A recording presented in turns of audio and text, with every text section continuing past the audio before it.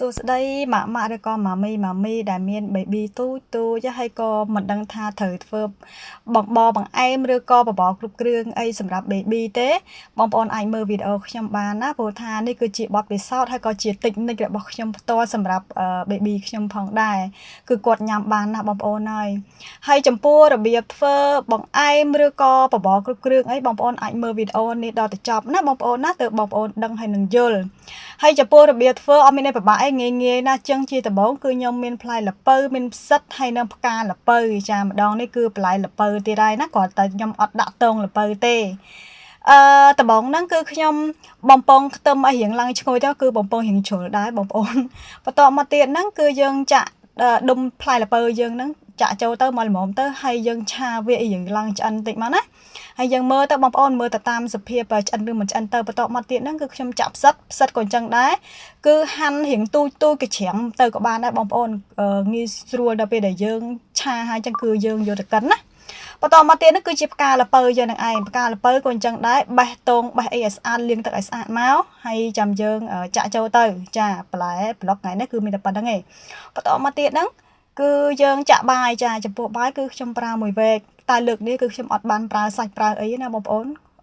គឺខ្ញុំប្រើតែពងមាន់ទេ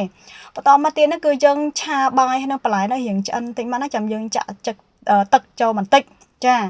ចាក់នឹងដើម្បីរំងាស់ហ่าបងប្អូនរំងាស់ឲ្យវាឆ្អិនខ្លាំងតែម្ដងណាបងប្អូនចាហើយយើងគ្របទុកមកស្ទុះទៅនៅពេលដែលយើងបើកមកវារៀងពុះបែបនេះណាគឺយើងកូរវាតែបន្តិចបានហើយបងប្អូនយើងមើលទៅឆ្អិនមកល្មមគួរសមដែលយើងអាចទទួលយកបានហើយចាំយើងចាក់ពងមាន់ចូលចាពងមាន់គឺខ្ញុំប្រើមួយគ្រាប់ទេបងប្អូនបើសិនជាបេប៊ីបងប្អូនញ៉ាំច្រើនជាងកូនខ្ញុំបងប្អូនអាចដាក់2គ្រាប់ក៏បានដែរណាហើយយើងកូរវាបន្តិចទេដើម្បីឲ្យវាឆ្អិនពងមាន់ហ្នឹងចាតែប៉ុណ្្នឹងទៅគឺបានហើយយើងពន្លត់ហ្គាសទៅចាំយើងយកទៅកិនណាបើសិនជាយើងកិនទាំងក្តៅគឺអត់កើតទេបងប្អូនហើយតង់ចំណុចកន្លែងនេះគឺខ្ញុំអត់បានបង្ហាញពីរបៀបកិនទេបងប្អូនព្រោះបងប្អូនដឹងស្រាប់ហើយកិនបានម៉ត់ប៉ុណ្ណឹងមកមិនបាច់ម៉ត់ជាងដូចក្នុងវីដេអូរបស់ខ្ញុំក៏បានដែរណាបងប្អូនរៀងនៅដុំទៅក៏បានដែរតែអាស្រ័យលើអាយុ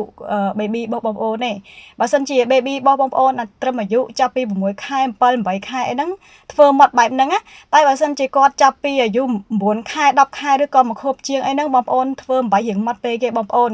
យើងធ្វើបែបនេះទៅបងប្អូនព្រោះកាពះគាត់នៅទូអញ្ចឹងណាហើយក៏ងាយស្រួលកិនដែរអានេះជាតិចនិចរបស់ខ្ញុំឯណា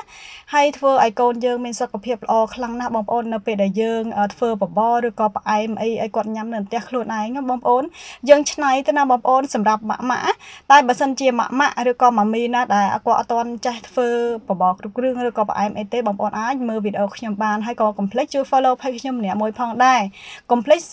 ជួយ subscribe YouTube channel របស់ខ្ញុំម្នាក់មួយផងដែរណាអរគុណច្រើន